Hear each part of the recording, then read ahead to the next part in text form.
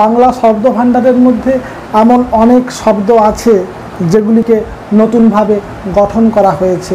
আজকের এই ভিডিওতে আমরা জানব নতুন শব্দ গঠনের ক্ষেত্রে কৌশলগুলি কি কি, কোন কোন কৌশলের হাত ধরে নতুন শব্দ গঠন করা হয়। প্রথমেই মনে রাখতে হবে, নতুন শব্দ গঠনের একটি গুরুত্বপূর্ণ কৌশল বা উপায় বা পদ্ধতি বা প্রক্রিয়া হলো সন্ধি। সন্ধির হাত ধরে নতুন শব্দ গঠিত হয়। যেমন বিদ্যা যোগ আলয় সমান বিদ্যালয়। এই যে বিদ্যালয়, এটা একটা নবগঠিত শব্দ, নতুন শব্দ, যেটা গঠিত হয়েছে বিদ্যা আর আলয় এই দুটো শব্দ যোগে।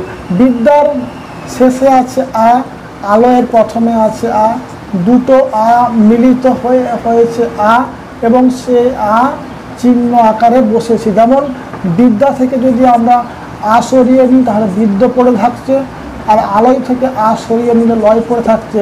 দুটো আ মিলিত হয়ে আ হয়েছে এবং সেটা চিহ্ন আকারে বসছে, যা ফেলার পরে আমরা বিদ্যালয় নতুন শব্দ পেলাম। বিদ্যা আলয় দুটো ভিন্ন শব্দ মিলিত হয়ে যুক্ত হয়ে গঠন করলো বিদ্যালয়। এই বিদ্যালয় নতুন শব্দটা পেলাম আমরা সন্ধির হাত ধরে, কারণ বিদ্যার শেষে আ, আলয়ের প্রথমে আ, দুটো আ মিলিত হয়ে একটা আয়ে পরিণত হয়েছে।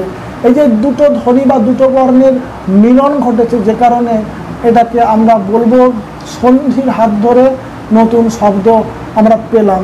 একই রকমভাবে মনে রাখতে হবে, নতুন শব্দ গঠনের একটি গুরুত্বপূর্ণ কৌশল প্রত্যয়। প্রত্যয় যোগেও কিন্তু নতুন শব্দ গঠিত হয়। যেমন জমি, তার সঙ্গে যদি দার যোগ করে দেওয়া হয় সেক্ষেত্রে নতুন শব্দ স্বরূপ পাবো আমরা জমিদার।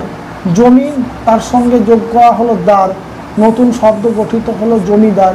এখানে কিন্তু সন্ধি হয়নি, এখানে জমি একটা শব্দ যার সঙ্গে প্রত্যয় যোগ করে গঠিত হচ্ছে জমিদার, তার মানে প্রত্যয় যোগেও নতুন শব্দ গঠিত হয়।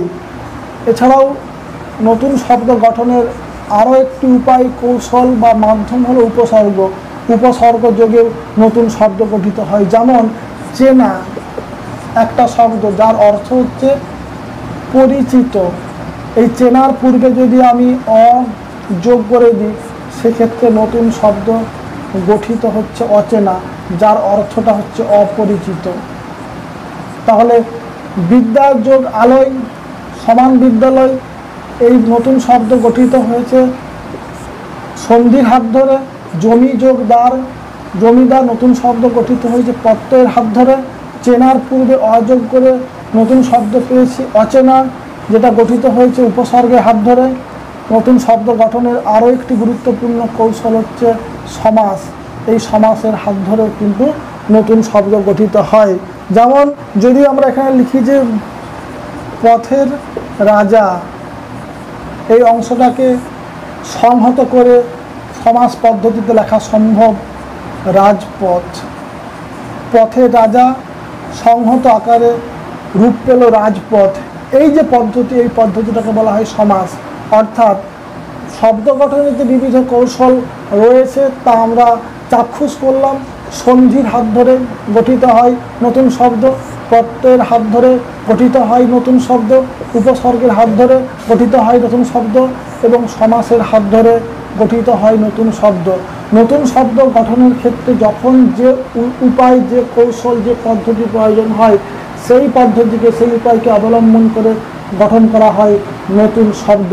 বাংলা শব্দ ভাণ্ডারে অনেক নতুন শব্দ গঠিত হয়েছে, যেগুলো গঠিত হয়েছে হয় সন্ধির হাত ধরে, নয় প্রত্যয় যোগে, নয় উপসর্গ যোগে, নয় সমাসের হাত ধরে। এই সন্ধি, প্রত্যয়, উপসর্গ, সমাস এগুলো হচ্ছে একটা কৌশল অবশ্যই নতুন শব্দ গঠনের।